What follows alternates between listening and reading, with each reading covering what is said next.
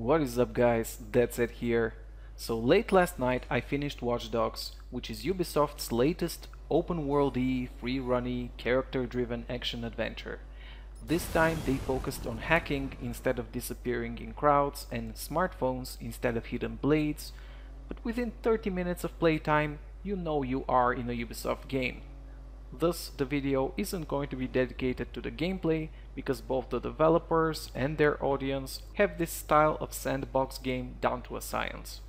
For better or for worse, you know what you're getting into, and I don't think it matters if you're running from authorities on a horse or by a car. Instead, I will focus on the story, the main beats and themes that Watch Dogs touches upon, the characters that make the game come to life, and finally, the openings left in the storyline for future entries in the franchise. I'll go through the characters first, since there are some gems in this department.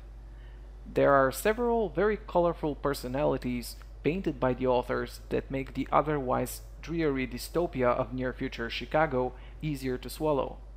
I'll begin with my least favorite, that being Aiden Pierce, our protagonist. Aiden is devoted to an extreme to the task of avenging the death of his niece.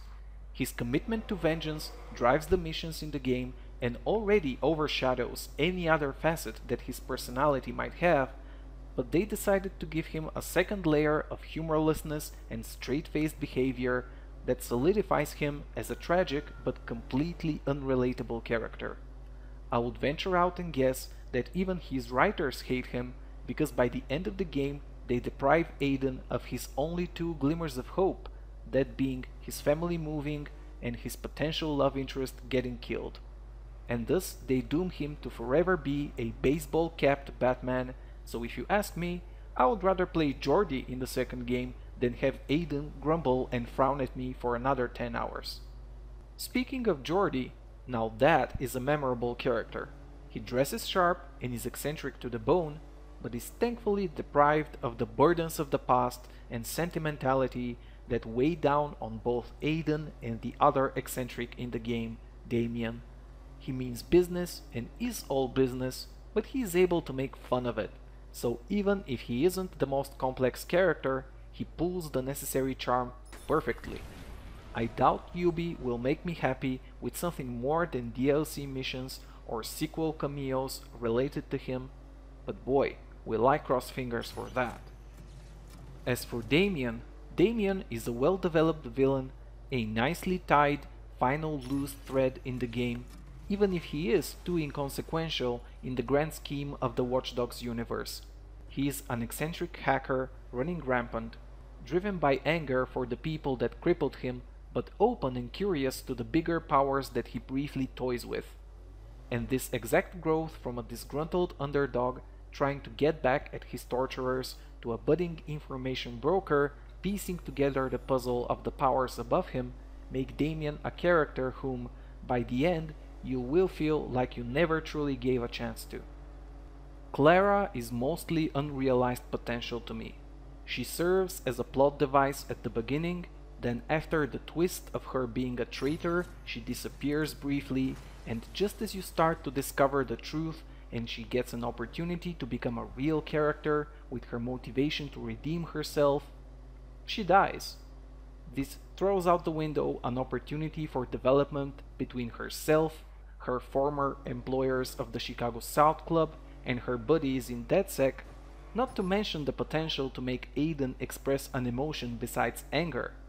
And so, unfortunately, she remains a one-sided, if likable character. Tobias Frewer and Raymond Kenny are the two sides of the same coin, the lives of both destroyed by the overwhelming power of Bloom Industries. While Tobias sought refuge in his paranoid ways, T-Bone found it at the bottom of a bottle. I consider Tobias to be one of the most memorable side characters in the early game, showing what I feel would be the future of Aiden should his efforts prove futile, because if you think about it, they share a very similar distrust in their interactions with the world. As for Kenny, he grows fond of Aiden in a heartwarming, if a bit rushed manner, providing you with the sole trustworthy partner in the entire game. In the villain department, besides Damien, both Iraq and Lucky Quinn have several memorable encounters. I would say that Iraq is definitely the more interesting of the two, because we've already seen the aging criminal mogul type. Now Iraq, tethering on the edge between a crazed war veteran and a ghetto crime genius, he's an interesting personality. And let's not forget that the incriminating data that he collected drives the events of the entire game. Speaking of events, enough about the characters. Let's go over the story. On a personal level, Watch Dogs is a tale of the strength of the blood tie to your family and, of course, a tale of vengeance. Curiously, it goes against the grain when it comes to letting go of past misfortunes. Instead, it preaches the value of persistence and the fulfillment of a task well done, no matter how grim and body count involved the task is. There are a lot of detours in the campaign, which dabbles into rescue with the Nikki Pierce abduction, the seriousness of information theft with the default subplot, corporation-induced paranoia with the stories of Tobias Frewer and Raymond Kenny, and many others, but it's hard to point a finger and judge them as simple gameplay extenders or actual statements that Ubisoft wants to make.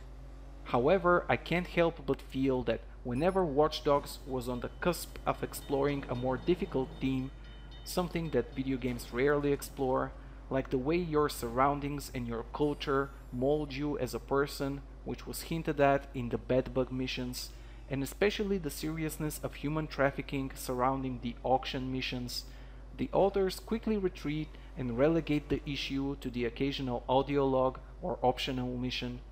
But alright, these I can accept as overtones, events that provide context and texture to the world of Watch Dogs and don't necessarily shape the story of Aiden Pierce himself.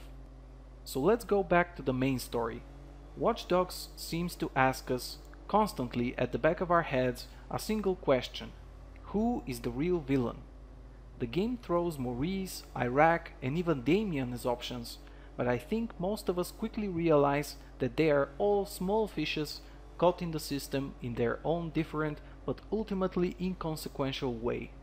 Lucky Quinn is the obvious option, being directly responsible for the hit against Aiden and the murder of his niece, but it's quite apparent that the writers nudge us away from Quinn as well. He is a mafia leader with all the ruthlessness and inhumanity such position would involve, but the real villain are CTOS and Bloom Industries as a whole. They are the undefeatable, omnipresent and omnipotent corporate entity that embodies the overarching themes and concerns of the game: loss of privacy, trust, and ultimately identity. See, if I understood correctly, the CTOS and the Bellwether Code in particular are made to shape an individual's experience within a CTOS managed city to a degree that would change his personality. As observed in the audio logs of Malcolm Diodato, this was tested to great efficiency during elections and the subsequent influencing of Mayor Rushmore. Reprogramming a person within 20 days, essentially mind control, sounds pretty serious, right? But with such a good hook for a dystopian thriller, a city programmed to reprogram you, why is the true villain so underplayed?